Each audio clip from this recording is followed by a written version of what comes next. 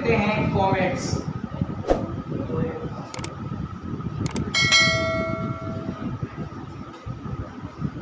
Comets क्या होता है डियर? कॉमेट्स क्या होता है समझिएगा, कॉन्सेप्ट आपको पूरी तरह से समझ में आएगा। होता क्या है, इसको कॉमेट्स कहते हैं और इन हिंदी इसका नाम होता है धूमकेतु। हिंदी में इसको कहते हैं धूमकेतु। धूमकेतु कहते हैं।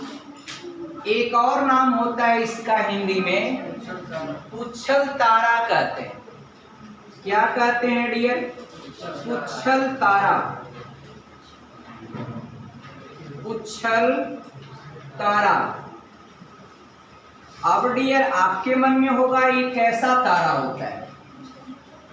तो डियर कॉमेट्स क्या होता है, और देखिए आपका हिंदी में इसके दो नाम हैं। इन दोनों नामों का क्या मतलब है? ये जो केतु वर्ड लिखा हुआ है, केतु का मतलब होता है तारा। केतु जो वर्ड है इसका मतलब क्या होता है डियर? तारा। अब देखिए सारे कॉन्सेप्ट आपके दिमाग में पूरी तरह से सेट हो जाना चाहिए, ये उद्देश्य होता है। ऐसा नहीं आपका ये इतिहास भूगोल आपका डियर पोथी लिखत आपका क्या होता है, कबीरदास जी ने एक दोहा लिखा था। आज कोई बात नहीं, सीधे दिमाग में इंस्टॉल करिए, काम खत्म। कॉमेट्स क्या होता है डियर? और देखिए आपको हमने बताया था, मेरा लेक्चर जो सुने होंगे तो एक क्षुद्र ग्रहों की एक पेटी बताई थी मैंने। क्षुद्र ग्रहों की पेटी वह जिन दो ग्रहों के बीच में पाई जाती है, एक मंगल होता है और दूसरा बृहस्पति होता है। अब मंगल और बृहस्पति के बीच में क्षुद्र ग्रहों की एक पेटी होती। अब क्षुद्र ग्रह क्या है डियर? आप लोग जानते हैं ग्रह के छोटे छोटे टुकड़े हैं डियर। ग्रह एक सिद्धांत आपने पढ़ा होगा, दो तारा सिद्धांत, जिसको न्यूटन ने दिया था। तो उसी ने बताया था कि वह कोई ग्रह जो टकरा करके टूटा, तो टूटने के बाद क्या हुआ, इधर मंगल है इधर बृहस्पति, उसके बीच में वह पूरा टूट करके क्या हो गया, फैल गया और चारों तरफ फैल गया। चारों तरफ फैलने की बात नहीं, मंगल है बृहस्पति है उसके बीच में वो है, और जैसे जैसे आपका ये मंगल और बृहस्पति गति करते हैं, वो भी आपका जो है यानी सौर मंडल के अंतर्गत आने वाला हर एक पार्टिकल वह सूर्य के साथ हुआ, सूर्य के चारों ओर एक अपने निश्चित कक्षा में क्या करता है, चक्कर लगाता है। तो डियर मेरा यहाँ पर साफ साफ कहना है कॉमेट्स है क्या? तो क्षुद्र ग्रह तो आपको बताएं ग्रहों के टुकड़े हैं, और जो कॉमेट्स होता है वह उन ग्रहों के भी आपका और छोटे छोटे टुकड़े, उन ग्रहों के एस्टेरॉयड के आपका क्षुद्र ग्रह के और छोटे छोटे टुकड़े जो वायुमंडल में वो सब इकट्ठा हो जाते हैं डियर। और इकट्ठा होते क्यों हैं? ये आपका ग्रेविटेशनल फोर्स के कारण, एक ग्रेविटेशनल फोर्स के कारण क्या होता है, ये सब इकट्ठा हो जाते हैं, एक पास हो जाते हैं। गुरुत्वाकर्षण बल के कारण एक पास हो जाते हैं। ग्रहों के छोटे छोटे टुकड़े हैं, और टुकड़े हैं डियर।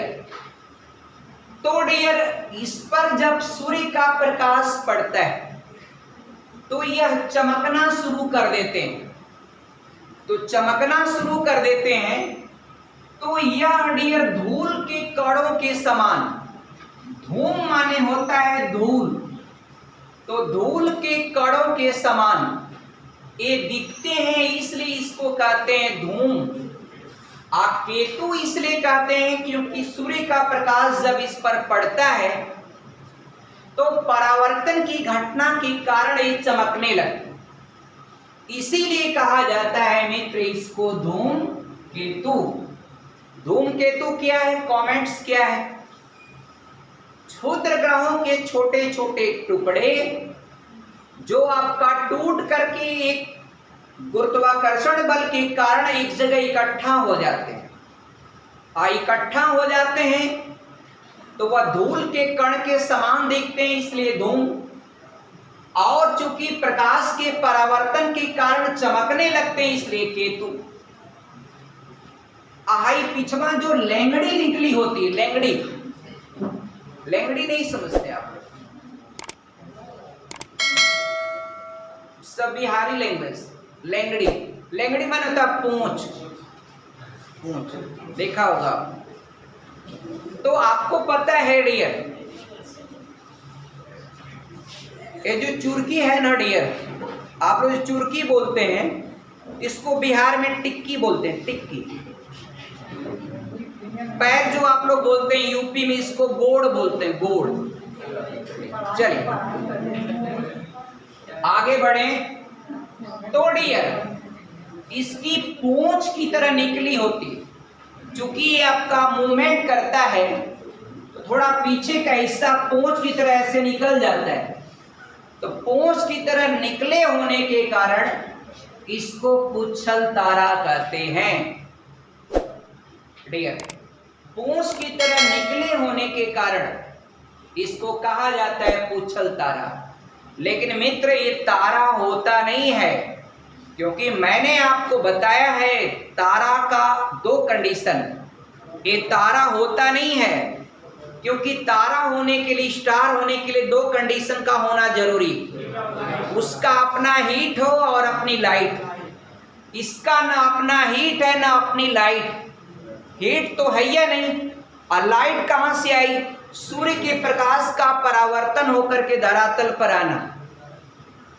लेकिन वह चमक आता है तो लगता है चमक रहा है, तारे के समान दिखता है तो तारा कहते हैं, मगर वास्तव में मित्र ये तारा होता नहीं है। कभी भी आप कंफ्यूजन में मत आइएगा। धूमकेतु आर कॉमेट्स और not a star, it's a small particle of asteroid.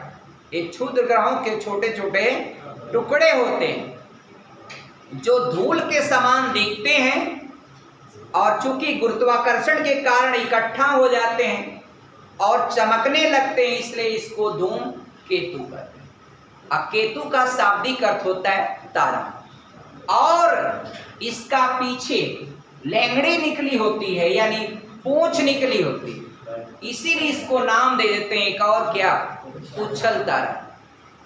पृथ्वी के पास आपका सबसे नजदीकी एक पुच्छल तारा है हेली। आपने नाम सुना होगा हेली। हेली एक पुच्छल तारा है डियर मित्र।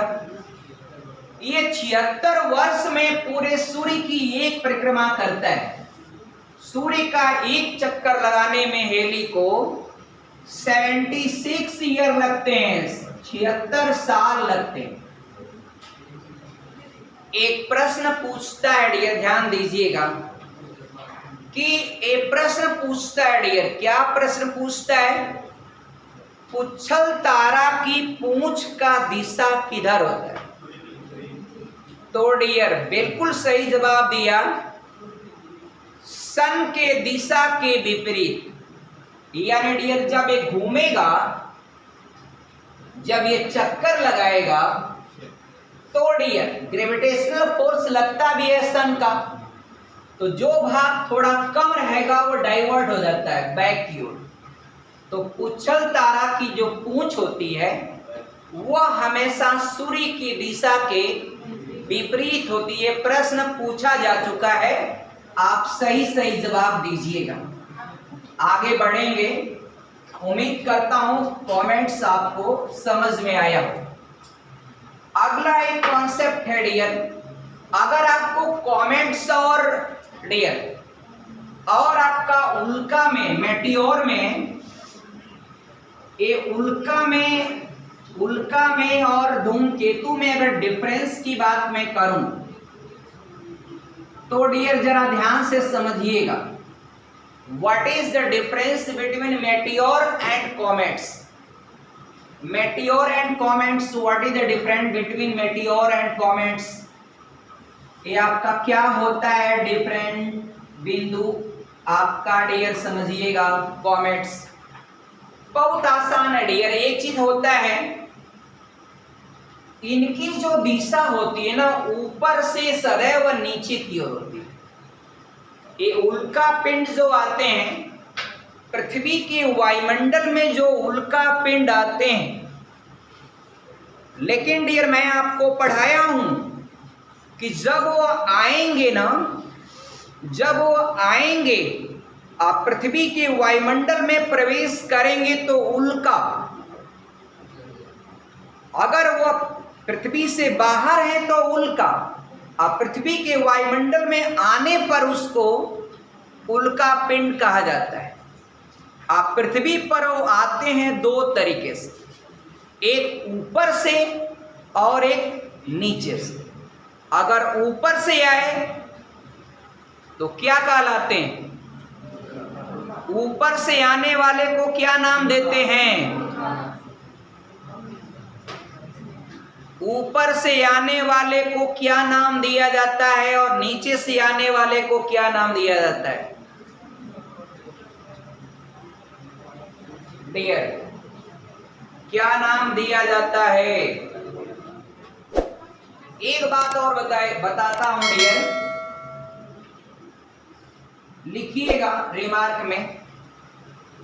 अब धूमकेतु का कोई स्पेसिफिक डायरेक्शन होता ही नहीं, और इसका जो उल्का होता है उसका डियर पूंछ जो पीछे होता है वह पतला होता है, और धूमकेतु का जो पूंछ होता है वो पिछवा चौड़ा होता है। ये दोनों में आपका एक बेसिक अंतर होता है, जाना है। और डियर एक बात और समझिएगा डियर, इसका डायरेक्शन कोई भी हो सकता है, मगर इसका डायरेक्शन ऑलवेज आपका अप टू डाउन, यानी ऊपर से नीचे की ओर होता है। अब डियर आपका अगला कॉन्सेप्ट आप पढ़ेंगे क्या, जिस पर आप हैं, पढ़िए, अर्थ, EARTH, यानी आप पढ़ने जा रहे हैं जिस पर आप खड़े हैं, जिस पर आप बैठे हैं, जिस पर आप सोते हैं, हाँ डियर, जिस पर आप जागते हैं। आइए डियर जरा इसके बारे में पढ़िए। राइट टू अंडरस्टूड आपका टोटली कॉन्सेप्ट अबाउट अर्थ।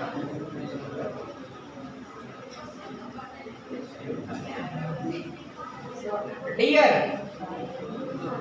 एकमात्र ऐसा ग्रह है, एकमात्र only one planet on which आपका living being creature can be possible, यानी एक ऐसा ग्रह है जिस पर मानव जीवन संभव है। वह ग्रह क्या है? पृथ्वी। अब डियर बात करेंगे इसके घनत्व की, ये पूछा गया क्वेश्चन है। तो पृथ्वी का जो घनत्व होता है वह डियर 5.5 ग्राम और सेंटीमीटर का क्यूब, ये होता है पृथ्वी का घनत्व। बात समझिएगा डियर, ये घनत्व का क्या मतलब होता है। अब डियर आपने पढ़ा होगा एक घनत्व बराबर होता है द्रव्यमान बटे आयतन, द्रव्यमान बटे आयतन होता है। अब डियर ग्राम जो है मास की एक स्मॉल यूनिट है, और सेंटीमीटर डियर वॉल्यूम, सेंटीमीटर का क्यूब जो है वह वॉल्यूम की एक स्मॉल यूनिट है, छोटी इकाई। सेंटीमीटर का क्यूब सेमी बोलेंगे तो that will be unit of distance, but आपका सेंटीमीटर का क्यूब है तो that will be unit of, हाँ डियर वेरी गुड, एक बात समझिए होता क्या है, ये पृथ्वी का औसत द्रव्यमान है डियर। आप देखिए ये आपका है ना डियर, इसका क्या है डोंट नो, मतलब आप मत जाने क्या है, बट इसका जो लगभग देखेंगे तो 1 सेमी का क्यूब होगा। 1 सेंटीमीटर इसकी लंबाई चौड़ाई और ऊंचाई सब 1 सेमी का एक घन का बनेगा। तो इतनी मिट्टी अगर धरती का ले लिया जाए और उसका वजन करेंगे तो औसत द्रव्यमान जो है 5.5 ग्राम मिलता है। तो पृथ्वी का औसत द्रव्यमान क्या है 5.5। लेकिन आपको पता है डियर कि जितने भी प्लैनेट हैं 8 ग्रह हैं, 4 आंतरिक ग्रह हैं, 4 बाह्य ग्रह हैं, उन सब में सबसे अधिक घनत्व अगर किसी प्लैनेट का है पृथ्वी का, और आंतरिक ग्रहों का है। आपकी भी बात सही है गौरव, लेकिन आंतरिक ग्रहों में भी आंतरिक ग्रहों में सबसे ज्यादा अगर घनत्व है तो अर्थ का है। एक तो डेंसिटी की बात हो गई, डेंसिटी क्या होती है, तो इतना बड़ा आपका समझिए डब्बा ले लीजिए, इसमें जो मिट्टी भरी है उसका वजन यदि 5.5 ग्राम आता है तो समझिए आपका हुआ उसकी क्या हो जाएगी डेंसिटी, ये एवरेज है आपका, जबकि उतना बड़ा कोई स्टोन वजन कर देंगे ज्यादा हो जाएगा। यह पूरा एक औसत लिया जाता है पूरे पृथ्वी का। एक बात और जरा देखिएगा, पृथ्वी जो है डियर को ग्रहों को कलर के आधार पर देखा जाए तो नीला ग्रह, कौन सा कलर होता है डियर, नीला। क्योंकि पृथ्वी का जो सतह होता है surface of earth, 81% surface of earth is covered by आपका वाटर। इसीलिए आपका सूर्य का प्रकाश पड़ता है तो परावर्तन के कारण पानी पर प्रकाश का परावर्तन होता है तो सबसे अधिक प्रकीर्णन होता है। ब्लू आपका वायलेट का होता है तो वह नीलापन लिए हुए नीला दिखता है। तो चलिए नीला ग्रह हो गया। अब हम 2 बातें करेंगे। ये पृथ्वी जो है ना डियर ध्रुवों पर थोड़ा चपटी, पृथ्वी ध्रुवों पर थोड़ा चपटी, यानी एग्जैक्ट गोल नहीं है। वैसे तो डियर पृथ्वी का आकार कैसा है, पिचका ढिचका, नहीं समझ पाए, जियोड के आकार का है। क्या पृथ्वी का आकार ऐसा है जो गोल बनाए तो गोल है?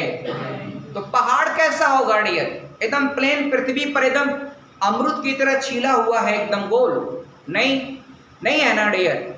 पृथ्वी आपका देखा होगा कहीं पहाड़ होगा, कहीं घाटी होगा, कहीं झरना होगा, कहीं खाई होगा। तो सरफेस जो है अर्थ का क्या है, प्लेन नहीं है। एक राउंड फिगर में हम लोग बना करके दिखाते हैं, लेकिन आप मेन बात यहां पर ये कर रहे हैं हम, पृथ्वी का आकार ध्रुवों पर क्या है, चपटा। अब यहां पर डियर अगर ऐसे जो व्यास नापेंगे ऐसे, इसको कहा गया है ध्रुवीय व्यास। क्या कहते हैं डियर, ध्रुवीय व्यास। ये बोलते हैं डियर क्योंकि आपको पता है ये नॉर्थ पोल है, ये साउथ पोल है। डाटा पूरा याद होगा आपको, नॉर्थ पोल साउथ पोल। अब नॉर्थ पोल साउथ पोल, अब डियर इसमें ध्रुवीय व्यास यानी ध्रुवों से आपका जो व्यास बनाया गया है, व्यास मतलब आप जानते हैं पूरा कोई भी गोलीय भाग है तो सेंटर से जो लाइन पास होती है, ये ध्रुवीय व्यास पृथ्वी का है डियर कितना है, कितना बताएं, 12,714 किलोमीटर। सचिन यादव बताए हैं, डाटा सही बताए, इन पर हमारा भरोसा भी रहता है। भरोसा सब पर है, मतलब अब होता है ना डियर, जो सही बार बताने लगता है पूरे। और डियर पृथ्वी विषुवत रेखा पर थोड़ा फैली है, तो अब आपको पता है 0 डिग्री क्या है, विषुवत रेखा। अब 0 डिग्री क्या है डियर, विषुवत रेखा। तो ये वाला जो व्यास है ना, इसको विषुवत रेखीय व्यास कहते हैं। एक कहते हैं विषुवत रेखीय व्यास। अब विषुवत रेखीय व्यास जो पृथ्वी का होता है 12,756 किलोमीटर। अब डियर एक बार परीक्षा में पूछा था कि पृथ्वी के ध्रुवीय व्यास और रेखीय व्यास, विषुवत रेखीय व्यास में अंतर कितने का है? तो मित्र डिफरेंस आप बताइएगा 42 किलोमीटर या 43 किलोमीटर, दो ही ऑप्शन देता है, दोनों तो देगा नहीं, या तो 42 देगा या तो 43। मगर एक्यूरेट जो होता है पृथ्वी के ध्रुवीय व्यास और विषुवत रेखीय व्यास में जो अंतर होता है एग्जैक्ट 42.3 किलोमीटर का होता है। कितने का होता है? 42.3 kilometre. This is the different of polar diameter and आपका equatorial diameter. Anshika Singh, this is the difference of polar diameter and equatorial diameter, यानी आपका ध्रुवीय व्यास और इक्वेटोरियल डायमीटर यानी विषुवत रेखीय व्यास में अंतर कितने का होता है? ये आपका 43.3 किमी का, हाँ 42.3 किमी का डियर। तो डियर अब एक बात बताइए, अब I will go in physics. तो डियर फिजिक्स में क्या होता है, एगो बात समझ जाइएगा, बड़ा मजा आएगा। देखिए अब पढ़ाई उड़ाई एकदम रुचिकर तरीके से करना ही चाहिए डियर। आप लोग भी ऐसे ही करेंगे, आप लोग को कब टाइम बीतेगी पता नहीं चलेगा। टाइम खत्म हो गया, देखिए आप इंटरवल का टाइम आ गया, आपको पता चला एकदम पता नहीं चला आपका। जरा देखिए दो कॉन्सेप्ट पर और बात करेंगे। एक तो स्मॉल जी का जो मान होता है डियर मित्र, स्मॉल जी का मान सबसे अधिक होता है ध्रुवों पर और सबसे कम होता है विषुवत रेखा पर। स्मॉल जी का मान सबसे अधिक होता है ध्रुवों पर और सबसे कम होता है विषुवत रेखा पर। आप कहेंगे सर हम मानेंगे नहीं इसको, कैसे बता रहे हैं आप, रटने वाली चीज तो है नहीं, हम रट लें आपका। हर चीज को स्टूडेंट को तर्क करना चाहिए। आप लोगों को पूरा एक जन्मसिद्ध अधिकार है, जानते हैं क्या? टीचर से क्यों कैसे कोई भी चीज नहीं समझ में आया तुरंत पूछिए, और टीचर का उत्तरदायित्व होता है कि जो कॉन्सेप्ट वो पढ़ा रहा है एक एक चीजों को बताए। नहीं आए तो बोल दे कल बता देंगे, वो चलेगा। लेकिन ये कहे आपका डियर डोमिनेट करे आपको और ये करे आपका, तो वह अच्छी बात नहीं होती। इसलिए डियर आप लोग कोई चीज को पूछें। खैर मेरे क्लास में आप लोग बोलते नहीं, यानी लगता है सब का सब क्लियर हो जाता है एकदम, इसलिए बोलने की जरूरत ही नहीं पड़ती आपको। हाँ डियर शाबाश, बहुत अच्छा। अब ये हाँ आशुतोष देखिए जी का मान क्या कारण है कि ध्रुवों पर सबसे ज्यादा आप विषुवत रेखा पर सबसे कम। एकदम आसान सा भाषा में मैं बताता हूं, एक भिन्न देखा है। आप कोई भिन्न है बच्चा लोग, आप 3/4 भिन्न बड़ी है आपकी डियर, 3/5 भिन्न बड़ी है आपकी, 4/5 भिन्न बड़ी। अब जब डियर आपका एक बात समझिए या छोड़िए, अब बताइए क्या है, कौन से भिन्न बड़ी? तो जिसका हर छोटा है वह भिन्न क्या होती है? बड़ी होती। ये तो आप जानते हैं, नहीं तो 6 × 18 5 से 15, 6 × 18 और 5 से 15। अब बताइए बड़ी कौन है? क्लियर है? कितना आसान है डियर आपका, बड़ा छोटा।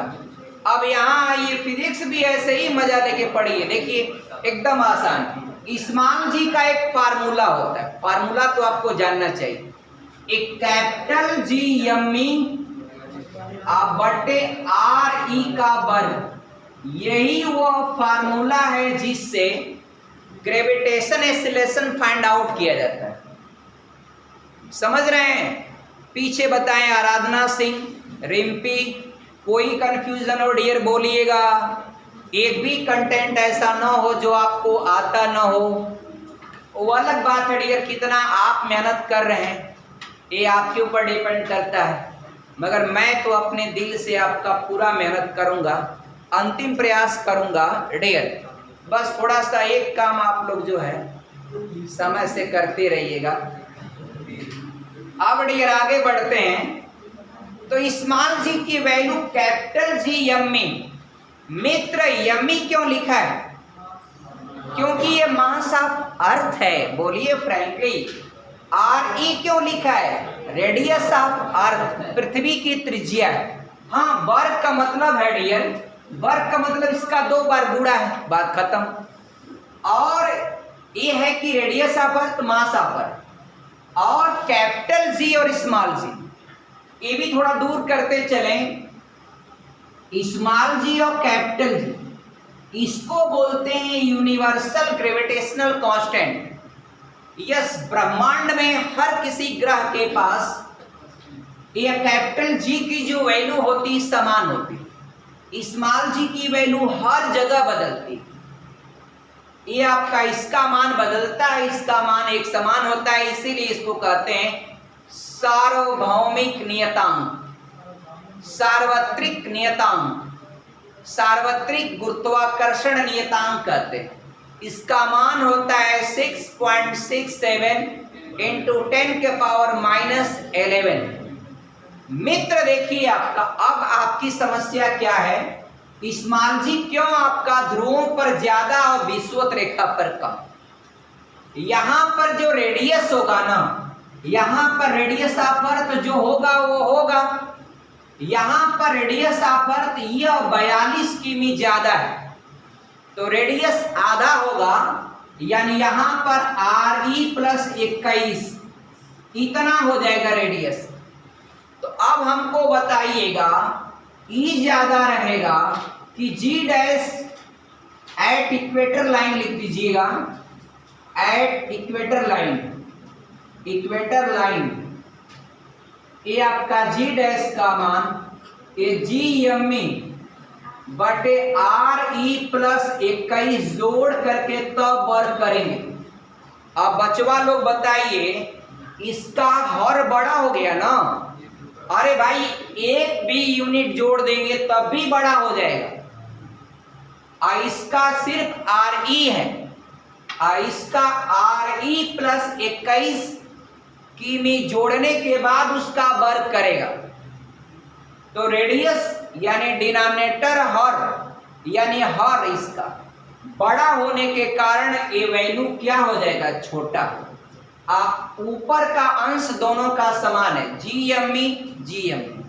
यही वह कारण होता है कि ध्रुवों पर जी का मान सबसे ज्यादा और विषुवत रेखा पर जी का मान सबसे कम। और डियर बाकी ऊपर अंश इसका दोनों यूनिट क्या था? कांस्टेंट। तो डियर थैंक्स, जय हिंद। इंटरवल कर लीजिए आप लोग।